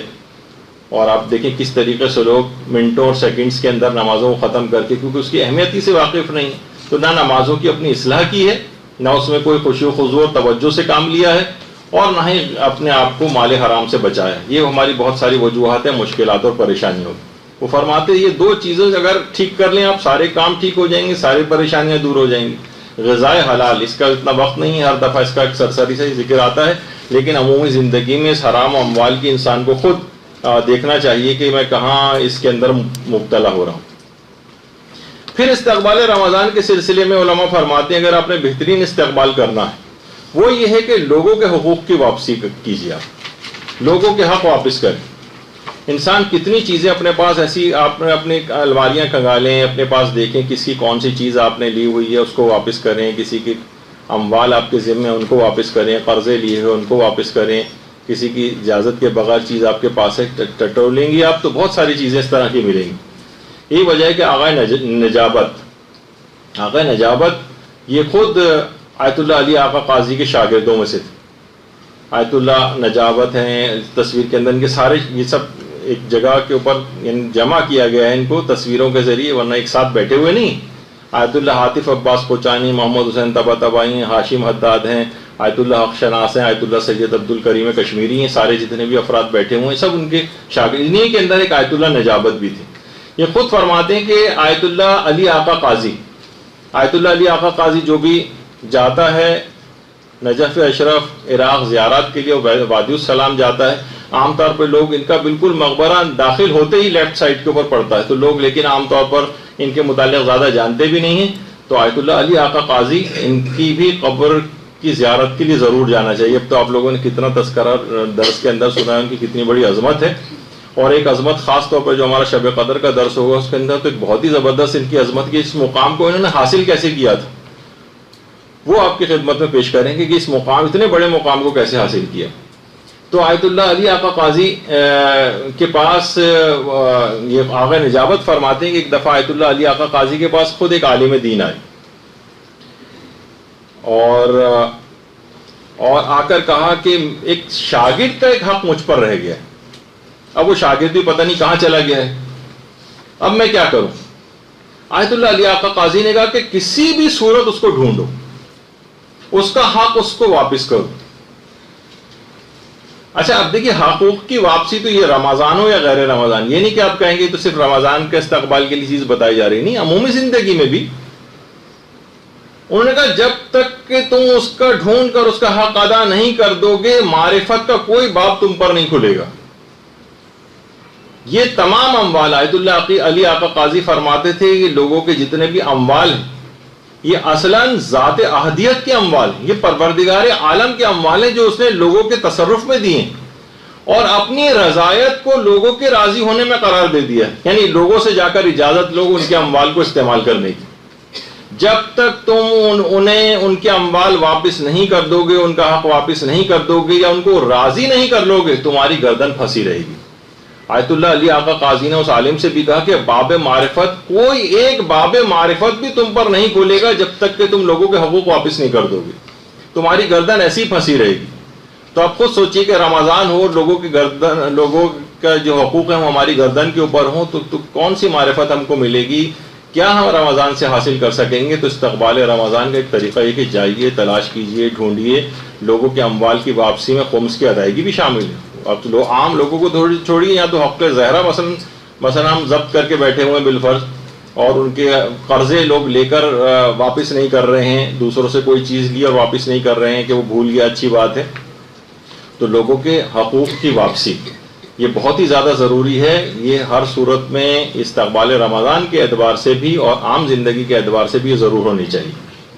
اس کی اتنی زیادہ اہمیت ہے کہ ایک شخصیت ہے تاریخ کے اندر, اس کو سیف الاسلام کہا جاتا ہے, خالد بن ولید.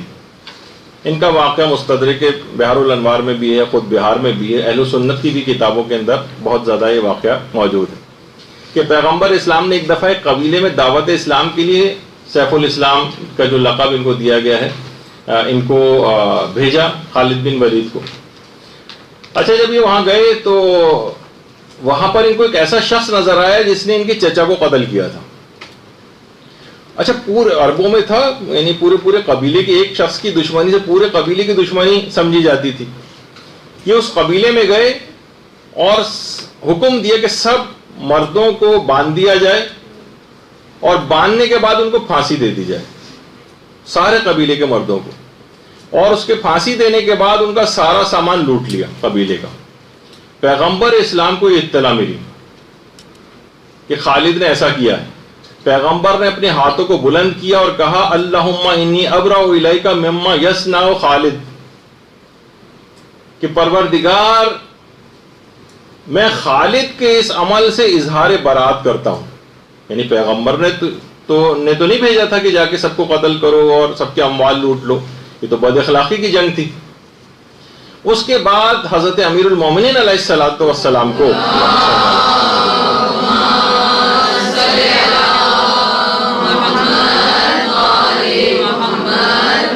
پیغمبر اسلام نے حضرت امیر کو بھیجا کہ تم جاؤ اور قبیلے والوں کو ہر ممکن طریقے سے راضی کرو۔ ایک ایک شخص کا امیر المومنین گئے اور ایک ایک شخص کا خون بہا ادا کیا، حتیٰ کہ اگر کسی شخص کا اس دوران کوئی پیالہ بھی ٹوٹا تھا تو اس تک کا ضمان اور اس کی کمپنسیشن حضرت امیر نے ادا کی۔ غمگین عورتوں اور بچوں کو اس حد تک نوازا، ان کی دیات سے بڑھ کر ان کو رقوم دی کہ تاکہ ان کے دل کا ملال زائل ہو جائے، سب کو راضی کیا، اور پھر حضرت امیر واپس آئے۔ پیغمبر اسلام نے حضرت امیر المومنین کا شکریہ ادا کیا کہ اے علی خدا آپ سے راضی ہو کہ آپ نے لوگوں کو مجھ سے راضی کیا اور خالد کے اس فعل سے لوگوں کو دین سے دور ہونے سے بچا لیا۔ درود بھیجیے محمد۔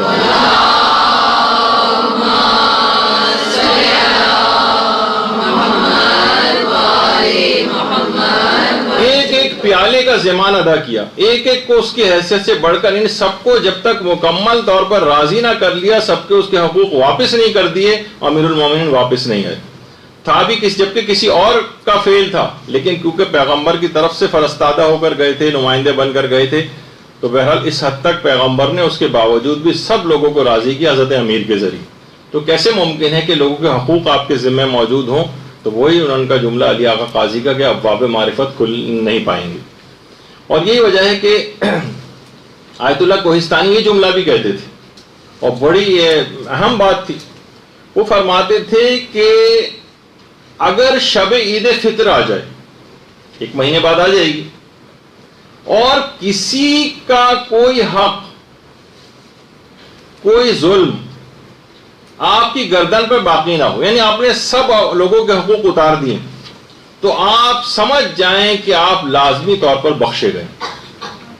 آیت اللہ کوہستانی فرماتے تھے اگر شب عید فطر کسی کا کوئی حق باقی نہیں رہا، ہم دیکھتے ہیں کہ اسی رات کتنے لوگ ہیں جو 6 مہینے بعد تک فطرے لالا کے دیتے رہتے ہیں۔ غریب کا حق تھا، یا تو اس دن نماز عید پڑھنے سے پہلے یا بعد میں، یا جو نماز عید نہیں پڑھ رہا تو کم سے کم ظہر کی نماز سے پہلے اس کو فطرہ پہنچا دینا چاہیے تھا۔ یہ تو میں صرف فطرے کی مثال دی کیونکہ اس سے متعلق ہی ہے، ورنہ لوگوں کے جتنے بھی اس طرح کی چیزیں وہ ساری واپس کیجیے۔ تو فرماتے تھے کہ اگر ایک حق بھی آپ نے کسی کا چھوڑا نہیں اور سب ادا کر دی، تو آپ لازمی طور پر یقین جانیں کہ آپ بخشے گئے۔ یہ اتنی اہم چیز ہے، اس وجہ سے اس کا استقبال رمضان کے اعتبار سے ان تمام چیزوں کی ابھی سے کیلکولیشن کرنی ہے۔ بس ایک آدھ روز ہی رہ گیا آپ کے پاس، اس میں جا کر دیکھیے تو یہ بہترین رمضان پھر آپ کا شمار ہوگا۔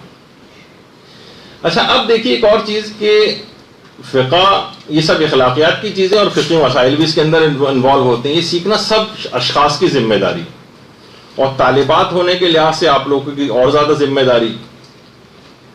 تو خاص طور پر فقہی مسائل تو پھر بھی آپ کو توضیح المسائل اور اس کے اندر مل جاتے ہیں، لیکن اخلاقیات کے اعتبار سے جس کتاب کو علماء ریکمینڈ کرتے ہیں وہ ملا احمد نراقی، ان کی کتاب ہے معراج السعادہ، عروج السعادہ کے نام سے، جس کا اردو ترجمہ بھی ہو چکا ہے۔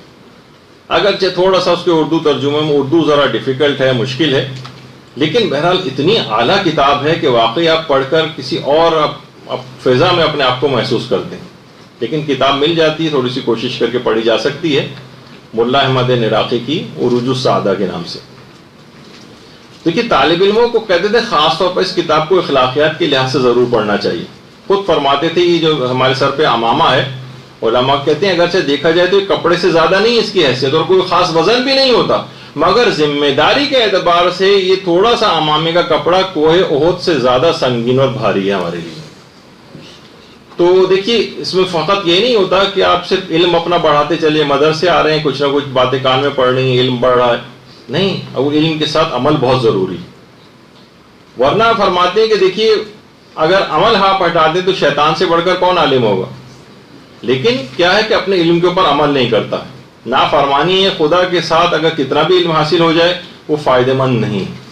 یہی وجہ ہے کہ جو کتاب روح مجرد جو ان کے آیت آقا ہاشم حداد کے حالات کے اوپر لکھی گئی ہے، اس کے اندر بھی ایک بات آیت اللہ علی آقا قاضی کے حوالے سے لکھی ہے کہ آیت اللہ علی آقا قاضی ایک چیز کی بہت ہی زیادہ تاکید طالب علموں کے لحاظ سے بھی کرتے تھے اور ایک عام شخص کے لیے بھی فرماتے تھے.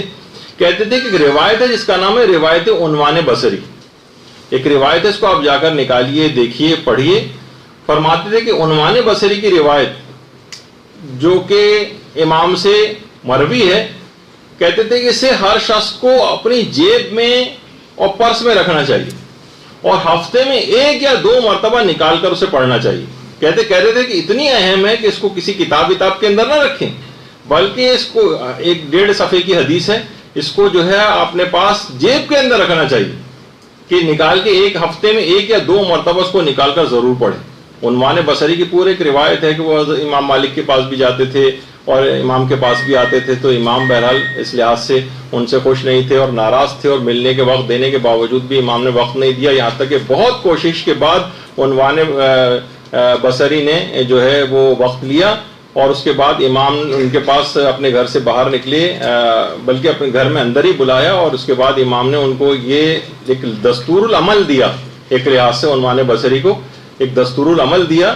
تو اس کو واقعتاً کسی بھی شخص کو اپنے حالات کو بہتر بنانا ہے، اپنے نفس کو بہتر بنانا ہے، تو اس کے مندرجات پہ آج بات کرنے کا وقت نہیں ہے. ورنہ واقعتاً پوری اگر آپ حدیث پڑھیں تو اتنا زبردست امام نے ان کو لائے عمل بتایا، اور اس کے بعد اپنی گفتگو کا سلسلہ کاٹا اور کہا کہ مجھے عبادت سے حائل مت کرو، مجھے عبادت خدا انجام دینی ہے، کہ امام اس کے پاس سے چلے گئے. تو بہرحال ایک پوری حدیث ہے، تو انسان کو چاہیے کہ اپنے نفس کو کس طریقے سے وہ امام نے کیا طریقے دستور العمل کے طور پر بتائیں، کن چیزوں کو اختیار کرے، کن باتوں کا خیال کرے. تو اس روایت کو بھی خاص طور پہ کہیں سے آپ نکالیے. اتنا وقت نہیں ہے ورنہ آپ کو اس کا فوٹو کاپی بھی کروا کر دے دی جاتی ہے، ورنہ کتابوں کے اندر بہرحال مل جاتی ہے، آپ دیکھیے گا اس کو. اس کے علاوہ ایک اور چیز ہے اصلاح نفس کے اعتبار سے، وہ آیت اللہ علی شاہ آبادی جو کہ امام خمینی کے بھی عرفانیت کے استاد تھے، یہ فرماتے تھے کہ سورہ حشر کی آخری آیت کے اوپر مداومت، آخری آیت کے اوپر مداومت، سورہ حشر کی نہیں، آخری آیت نہیں، جو یہ والی جو آیت ہے وَلِتَنْظُرُ نَفْسٌ مَا قَدَّمْتُ لِغَدٍ، کہ انسان یہ دیکھے کہ اس نے اپنے آگے کے لیے کیا چیز بھیجی. اس کا بار بار اس کی اگر کوئی شخص تلاوت کرتا رہے تو کہتے تھے اس آیت کو جتنی زیادہ دفعہ اس کی تکرار کرے گا اس کا نفس کی اتنی زیادہ اصلاح ہوتی چلی جائے گی. دیکھیے رمضان ہم استقبال کر رہے ہیں نا، اور اپنے نفس کی اصلاحی کے لیے کر رہے ہیں، تو کچھ چیزیں ایسی ہیں جو آپ کو اس دوران سیکھنی. تو فرماتے تھے کہ اس آیت کا حد بار بار استحضار کرنا، آپ اس کو زبانی طور پر یاد بھی کر لیں اور بار بار اس کو پڑھیں، اس کا ترجمہ دماغ میں رکھیں کہ انسان کو یاد ہو کہ واقعی مجھے یہ دیکھنا ہے کہ آخرت میں نے اپنے کیا آگے منتقل کیا ہے. تو اس کو ہوگا کہ اچھا میں زیادہ سے زیادہ چیزیں عالم آخرت کے اپنے اس گھر کے اندر منتقل کروں جہاں مجھ کو ہمیشہ رہنا ہے، اس عالم آخرت کو انسان یاد رکھے. تو کہتے تھے ایک تو یہ ہے، اس کو بہت زیادہ. اور علماء ایک اور چیز اصلاح نفس کے لیے بڑی مجرب خیال کرتے ہیں اس کو، لیکن عام طور پر لوگ کیونکہ نماز فجر کو دیر سے اٹھتے ہیں، اور وہ جو بہت ہی مختصر سا ایک عمل ہے جس کو اذان فجر سے پہلے کیا جاتا ہے، وہ ہے حضرت زہرا سلام اللہ علیہا پر صلوات بھیجنا.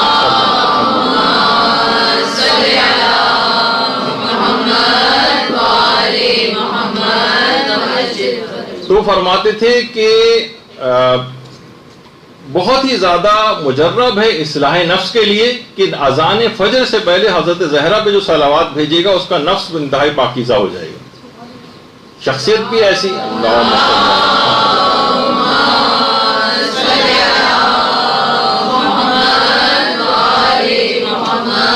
اب خواہ طالب علم ہو غیر طالب علم ہو، کوئی مومن ایسا ہو ہی نہیں سکتا کہ جو طلب علم کی جس کے اندر خواہش ہے، اس لحاظ سے سارے ہی طالب علم ہیں. تو بہرحال تہذیب نفس سب کے اوپر لازم ہے، ان طریقہ کار پر سب کو عمل کرنے کی ضرورت ہے.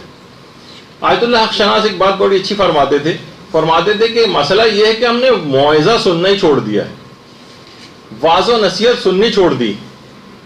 اب آپ دیکھیں کتنے کم اخلاقیات کے درس خود کراچی شہر کے اندر کتنے کم ہوتے ہیں، یعنی اور جو چھوٹے علاقے ہیں ان کو تو آپ اور سوچیے کہ مومنین وہاں کے کتنے پریشان ہیں عام طور پر، تو کتنی زیادہ ان جگہوں کے اوپر ضرورت ہے گھر گھر اور علاقوں کے اندر درسوں کو قائم کرنے کی اور علماء کو بلانے کی اور درس اخلاق ان سے کروانے کی۔ وہ فرماتے تھے کہ مسئلہ ہے کہ انسانوں نے موعظہ سننا چھوڑ دیا ہے، اور فرماتے تھے اگر انسان تیار ہو جائے واقعی طور پر موعظہ سننے کے لیے، واعظ و نصیحت سننے کے لیے، تو یہ در و دیوار اس کو موعظہ اور نصیحت کریں گے۔ دیکھا جائے تو انسان اب بس ایک دفعہ سننے کو تیار تو ہو، پھر وہ دیکھے گا کہ واقعتاً در و دیوار جو ہے وہ نصیحت کرنے کو تیار ہیں، نصیحتیں اور عبرتیں اتنی بکھری ہوئی ہیں اس کے لیے۔ ہمارے ساتھ مسئلہ یہ وہی جو آیت اللہ انصاری شیرازی فرماتے تھے کہ طالب علم کا جو سرمایہ ہے نا، وہ نہ تو مال و دولت ہے، نہ ریاست ہے، نہ شہرت ہے، اور نہ یہ تجملات ہیں کہ مثلا طالبہ ہونے کے لحاظ سے آپ جو ہیں وہ میک اپ میں اور زیورات میں اور کپڑے بنانے کی ہر وقت فکر میں رہی۔ تجملات کہتے تھے طالب علم کا اس سے کوئی کام نہیں، نہ مال و دولت، نہ ریاست و شہرت، نہ تجملات۔ فرماتے تھے کہ اس کے لیے کیا چیزیں؟ علم، تقوی اور اہل علم کی مجالست، اہل علم کی مجالست۔ تو اہل علم جو ہے، اب کتنے علماء جو ہے، آپ کو ابھی بھی انشاءاللہ جو دوسرا درس ہوگا مولانا عامر رضا یاسوبی صاحب کا ہوگا، وہ تشریف لے آئے ہیں، اور رمضان میں بھی انشاءاللہ آپ ان سے مستفید ہوں گے مسائل شریعت میں۔ تو کیسٹوں کے ذریعے، کتابوں کے ذریعے تمام آپ جو ہیں اور ایک لحاظ سے ان کی گویا انسان ان کی محفل میں بیٹھا ہو، تو فرماتے تھے یہ تین چیزیں ہیں بس طالب علم کے لیے: علم ہونا چاہیے اس کے پاس جو اس کو طلب کرے، تقوی ہونا چاہیے، اور اہل علم کے ساتھ اٹھنا بیٹھنا یا مثلا ان کے افکار کو اس طرح سے حاصل کرنا، یہ تین چیزیں کہتے ہیں اس کو خدا سے قریب کریں گی۔ باقی کہتے تھے کہ دنیاوی جتنی چیزیں ہیں وہ ساری معکوس ہیں، یعنی وہ اس کو خدا سے دور کرتی ہیں۔ جتنا زیادہ تجملات میں، جتنا زیادہ شہرت پسندی میں، جتنا زیادہ مال و دولت کی طرف طالب علم جائے گا، یہ اتنا دور اس کو اللہ سے لے جائیں گی جو قابل جبران بھی نہیں، وہ کمپنسیٹ بھی نہیں ہو سکتا۔ طالب علم اگر اس چکر میں پڑ گیا تو اس کو کمپنسیٹ کرنے کی کوئی چیز نہیں ہے کہ جو کہ اس کمی کو دور کر سکے جو اس طالب علم کے اندر آ جائے گی، جو ان تجملات کے اندر پڑ گیا، جو مال و دولت کے چکر میں پڑ گیا، جو ریاست و شہرت کے چکر میں پڑ گیا، اتنا دور اللہ سے اس کو لے جائیں گے۔ تو اصلاح نفس رمضان کا ایک بہت بڑا استقبال کا ایک طریقہ ہے، اس کی طرف انسان کو متوجہ رہنا چاہیے۔ اور دیکھیے تبلیغ عملی، عمل کے ذریعے تبلیغ کرنا، طالب علم یا کوئی بھی مومن جب تک اپنے عمل سے تبلیغ، ہم لوگ ہمارے ساتھ مسئلہ کیسے زبان سے تبلیغ کرتے ہیں، اس کا تقاضا دیکھیے عمل سے تبلیغ کرنے کا رسول اللہ تک سے کیا گیا۔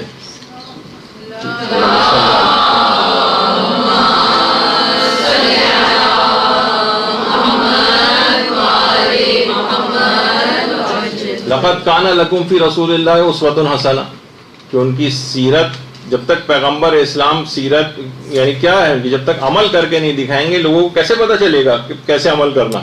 تو پیغمبر نے ایک ایک چیز پر عمل کر کے دکھایا، اور ہم یہ سوچ رہے ہیں کہ فقط آپ جو ہیں کہ بس میں کسی جگہ جا کر تقریر کر دوں، مجلس کے اندر اچھی اچھی باتیں پڑھ دوں، خالی صرف قولی صرف تبلیغ کر دوں تو مسئلہ حل ہو جائے گا۔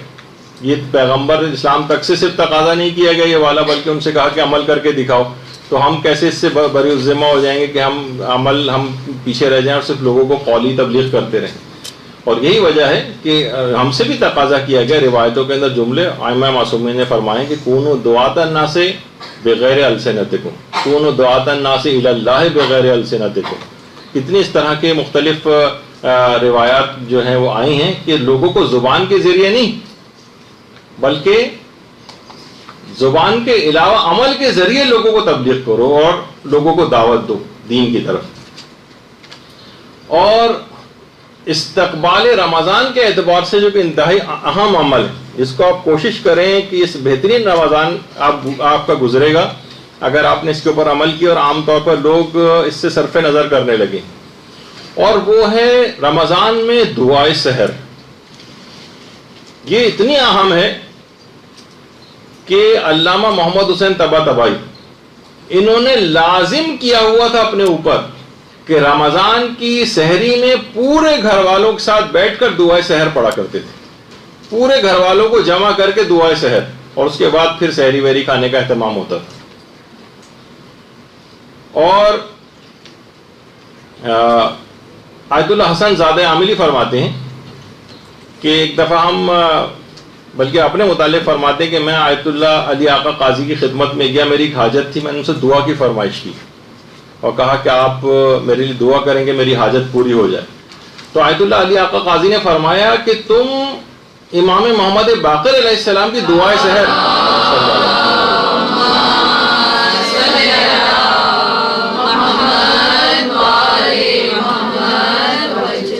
فرماتے تھے کہ تم پانچویں امام کی دعائے سحر کیوں نہیں پڑھتے ہو؟ اچھا، دعائے سحر دو بڑی مشہور ہے، ایک تو دعائے سحر ہمارے پانچویں امام کی ہے اور ایک ہمارے آٹھویں امام امام علی رضا علیہ الصلوۃ والسلام۔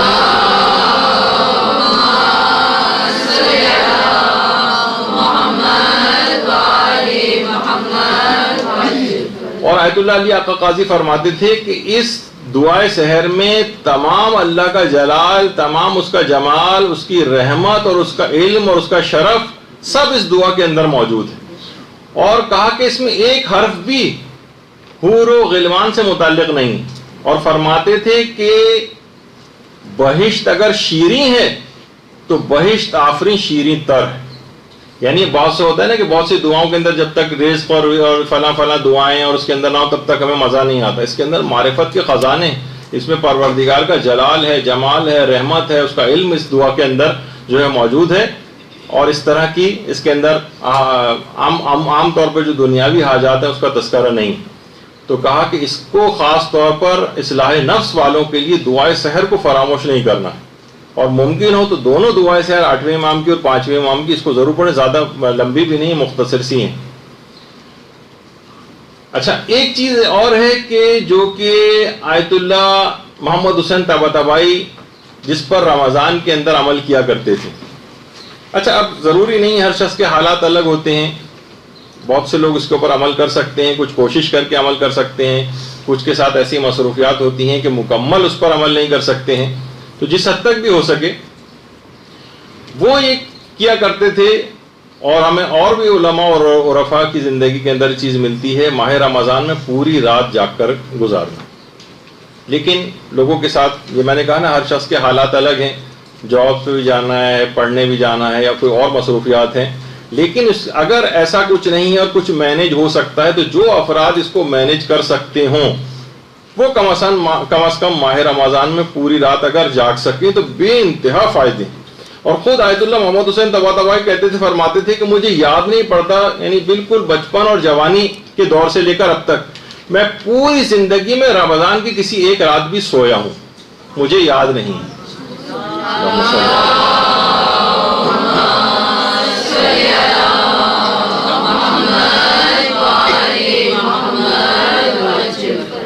تو اب خواہ آپ پوری رات جاگیں یا نہ جاگیں، دو کام اگر آپ کر لیں تو بہترین رمضان کی جو ہے آپ کی راتیں گزریں گی، اور استقبال حقیقتاً گویا آپ نے رمضان کا صحیح طور پر کیا۔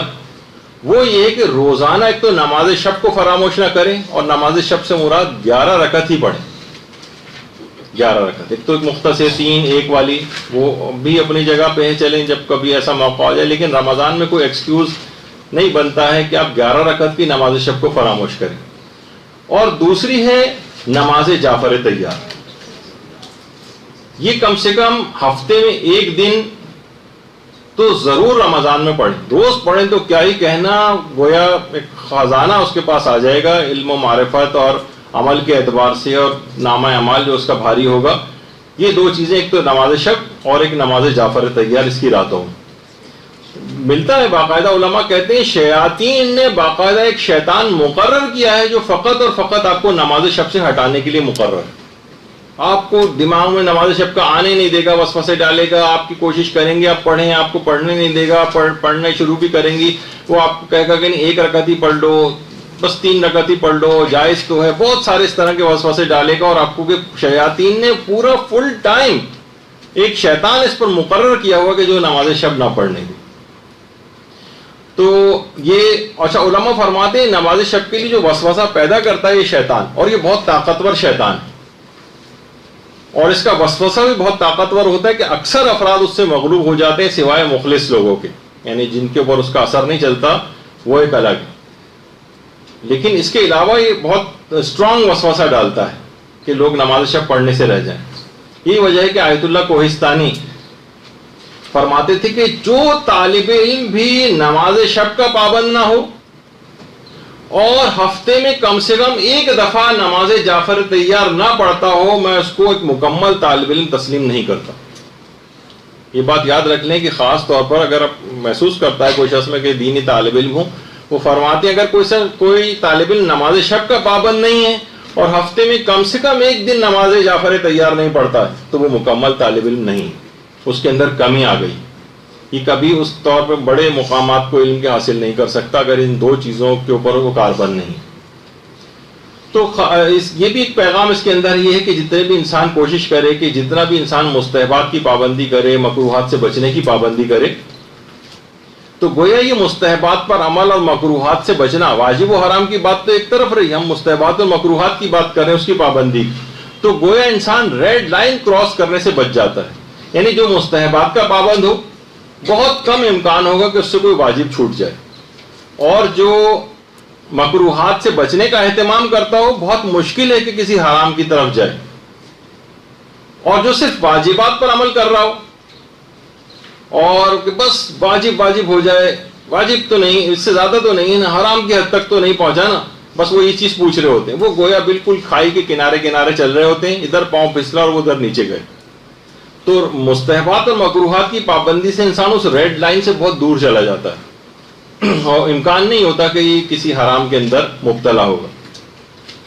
تو اسی مستحبات میں عمل کے اعتبار سے تعقیبات نماز کی پابندی آپ کریں. اس پہ ہمارے پچھلے دنوں پورے گفتگو ہو چکی ہے، بہترین نماز کیسے پڑھیں گے ضمن کے اندر، اس کے جو چیزیں وہ بھی رمضان کے اندر ضرور پڑھیں.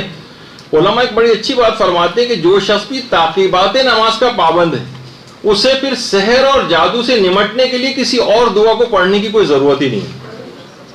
یعنی اگر کوئی شخص تعقیبات نماز کو پابندی سے انجام دیتا ہو تو سحر اور جادو سے بچنے کے لیے الگ سے کسی عمل اور دعا کو کرنے کی کوئی ضرورت نہیں ہے، خود اس کو بچا کے لے جائے گی. یہ بڑی اہم چیز ہے. تو اب ہم دیکھتے ہیں کہ بہرحال لوگ تعقیبات نماز کے پابند اتنے نظر نہیں آ رہے. کچھ بوڑھے افراد، ریٹائرڈ افراد وہ پھر بھی بیٹھے ہوتے ہیں، اور نوجوانوں کو ہم دیکھتے ہیں کہ وہ تو بالکل پابند نہیں ہیں، اور گویا نمازوں میں انہوں نے ٹربو بوسٹ لگایا ہوا ہوتا ہے، مشکل سے ایک آدھ منٹ کے اندر نماز پڑھی اور یہ جا وہ جا ایک بالکل ہوا کی تیزی کے ساتھ جو ہے وہ نمازوں کو ختم کرتے ہیں، اور تعقیبات نماز تو پڑھنے کا اہتمام ہی نہیں. اور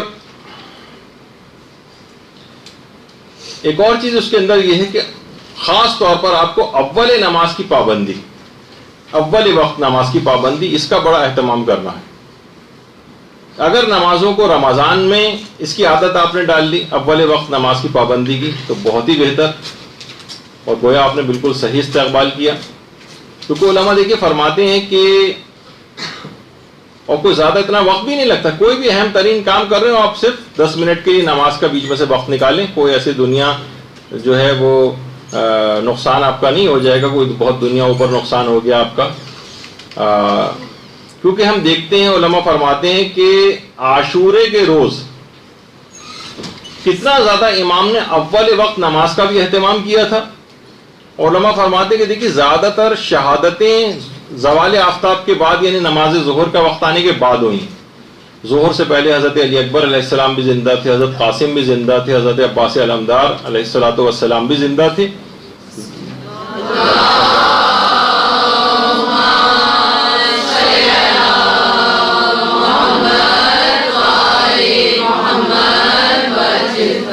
دیکھیے سید الشہداء نے یہ نہیں کہا تھا کہ دیکھو ابھی سب لوگ جا کر جنگ کرو، ابھی تو غروب ہونے میں بہت وقت ہے، نماز کا وقت وسیع ہے، بعد میں پڑھ لینا نماز. نہیں، اول وقت نماز کی اتنی پابندی تھی کہ گویا جب بھی کہا جاتا ہے کہ عاشورہ جو ہے وہ تمام اسلامی احکامات کی تجلی کا دن بھی تھا. نماز امر بالمعروف ہے، نماز ایک پیغام رکھتی ہے گناہوں کے مقابلے میں لوگوں کو بچانے کے لیے، اس کی ایک الگ سے ایک ہیبت ہے نماز کی. تو نماز ظہر جو انجام دی گئی تھی جو نماز خوف کے طریقے کے اوپر تھی. ایک خاص طریقہ ہوتا ہے کہ کس طرح سے اس میں جماعت کے ساتھ ایک رکعت پڑھی جاتی ہے, اس کے بعد فرادہ کی نیت کر کے پھر دوسری صف آ جاتی ہے پیچھے. تو امام یہ بھی کر سکتے تھے کہ دیکھیے کہ اس نماز کو سب لوگ نماز پڑھنی بھی تھی تو اول وقت میں خیموں کے اندر جا کر پڑھ لیتے. اچھا اگر جماعت بھی پڑھنی تھی تو خیموں کے اندر بھی جماعت ہو سکتی تھی, لیکن کیا ہوتا دشمن متوجہ نہ ہوتا. امام نے کھلا میدان کا اہتمام کیا. کتنے ہی تیر لگنے سے اصحاب جو ہیں امام کے شہید اور زخمی بھی ہوئے, لیکن امام نے اول وقت نماز کا اہتمام کیا, امام نے نماز جماعت کا اہتمام کیا اور شوکت اسلام کا سب لوگوں کے سامنے اظہار کیا. عام طور پر یہ ہوتا ہے نا کہ تقریبات میں جاتے ہیں, کسی جگہ جاتے ہیں, لوگ اپنی نمازیں قضا کرتے ہیں, سب لوگ دیکھیں گے ایک شرمندہ سے. بھائی نماز پڑھنے میں کیوں شرمندگی ہو رہی ہے آپ کو؟ شوکت اسلام کا مظاہرہ لوگوں کے سامنے کرنا پڑے گا. یہ سب چیزیں امام خیموں کے اندر فرادہ بھی پڑھ سکتے تھے, سب لوگ الگ الگ بھی پڑھ سکتے تھے, لیکن جماعت کا اہتمام کیا, سب کے سامنے پڑھ کر لوگوں کو دکھایا اور شوکت اسلام کا ایک مظاہرہ کیا. جب بھی کہا جاتا ہے کہ یقیمون الصلاۃ, نماز کو قائم کرو, ویقرؤون الصلاۃ نہیں کہ نماز کو پڑھو. قائم کرنے کے معنی ہے کہ اس کے اندر یہ تمام چیزیں شامل ہو جاتی ہیں. اور یہ لوگوں کے لیے پیغام ہے, ہمارے بہت سارے ماتمی بھائیوں کے لیے. وہ پیغام یہی ہے اس کے اندر کہ جس طریقے سے امام نے عاشورے کے روز اتنے سخت ترین دور میں اس کا اہتمام کر کے دکھایا, تو آپ کیسے ممکن ہے کہ اسی عزاداری کو بہانہ بنا کے اپنی نمازوں کو آپ قضا کریں؟ تو یہ تمام چیزیں ایسی ہیں. تو یہ تھا اس کے اندر کہ مستحبات کے اوپر آپ کو عمل کرنا ہے, تعقیبات نماز آپ کو پڑھنی ہے, اذکار آپ کو اس کے اندر کرنے ہیں, تلاوت قرآن کرنی ہے, سب چیزیں شامل ہیں. اور خاص طور پر ایک سورہ ہے جو کہ طالب علموں کو پڑھنے کی بڑی تاکید ہے الگ سے, وہ ہے سورہ واقعہ.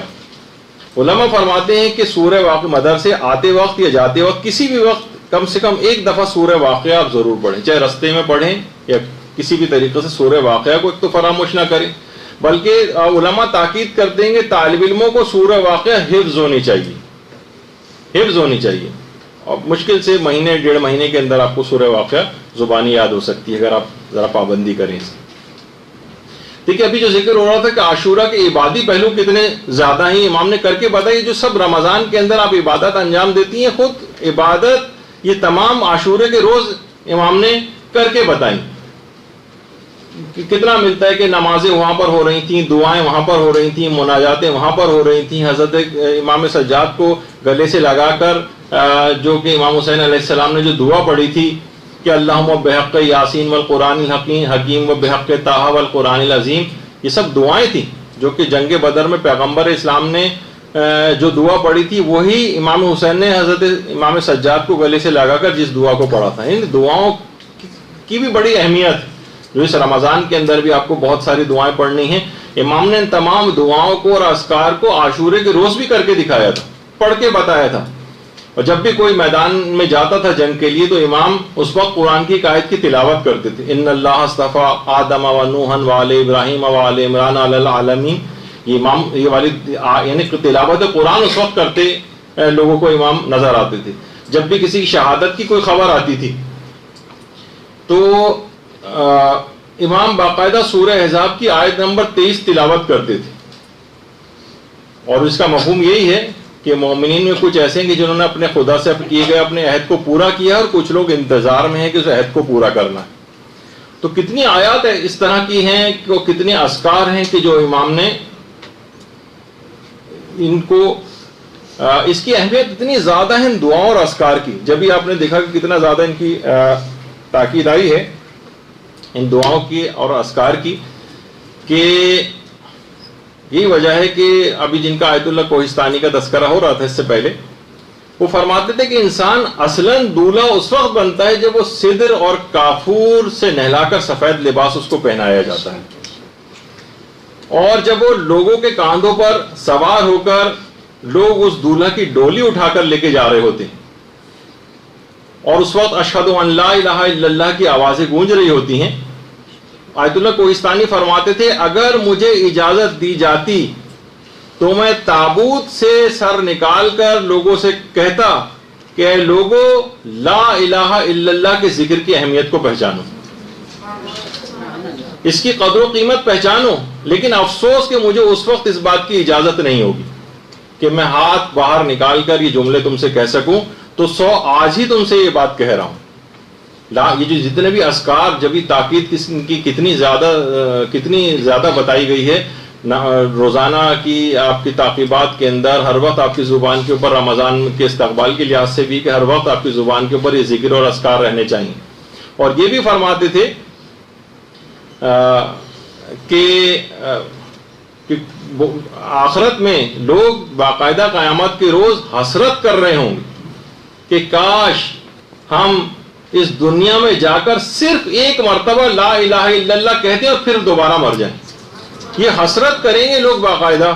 تو ان اذکار کی اتنی زیادہ اہمیت ہے کہ اس دوران رمضان کے اس پورے اس کے اندر کوشش کریں کہ آپ کا مستقل زبان کے اوپر یہ ذکر اور اذکار رہیں. تو اور عام زندگی میں بھی اس کا عادی ہونا پڑے گا. آیت اللہ کوہستانی کے متعلق ایک بات اور یہ بات کہتے تھے، اور حضرت شاہ عبد العظیم کے روضے کے اندر آیت اللہ کوہستانی کی قبر ہے. یہ فرماتے تھے کہ آج تک میں جتنے بھی معصومین کی قبور پر گیا ہوں، میں نے جو سب سے پہلا سوال اور حاجت وہاں جا کر پیش کی ہے وہ یہ پیش کی ہے کہ حالت احتضار میں یا امام حالت احتضار میں اور وقت مرگ میری مدد فرمائیے گا. یہ سب سے پہلی دعا میری یہ ہوتی تھی. سب سے مشکل ترین مرحلہ ہے، اور یہ مشکل مرحلہ کیسے طے ہوگا؟ وقت مرگ اگر ذکر الہی آپ کی زبان پر رہا. ابھی آپ نے سنا تھا نا کہ رسول امام حضرت زہرا کا نام بھول جائے گا بہت سے. تو اطاعت کے موقع پر کیونکہ انہوں نے اللہ کو بھلا دیا تھا، اس کا لازمی نتیجہ یہ بن رہا تھا کہ اب یہ وقت مرگ ان افراد کے نام اس کو بھلا دیے جائیں، اور وہی اس وقت ہمارا سہارا بنیں گے. تو یہ ذکر اور اذکار یہ مسلسل اگر آپ کی زبان پر جاری اس دنیا میں رہے تو لازمی طور پر وقت مرگ بھی یہی اذکار آپ کی زبان پر جاری ہوں گے. اس وجہ سے اس میں آپ کو بار بار اس کی پریکٹس کروائی جاتی ہے. اس کا آپ کو بتایا جاتا ہے کہ رمضان میں بھی خاص طور پر ہر وقت زبان پر ہے اور عام زندگی کے اندر بھی. ورنہ جس وقت وہ واقعی موقع پیش آ جائے گا کہ لوگ مٹی ڈال رہے ہوں گے ہماری قبر پر، اور بڑی ویسی بات ہے کہ قبر پر مٹی ڈالنے کے بعد ہاتھ بھی ہماری قبر پر ہی جھاڑیں گے.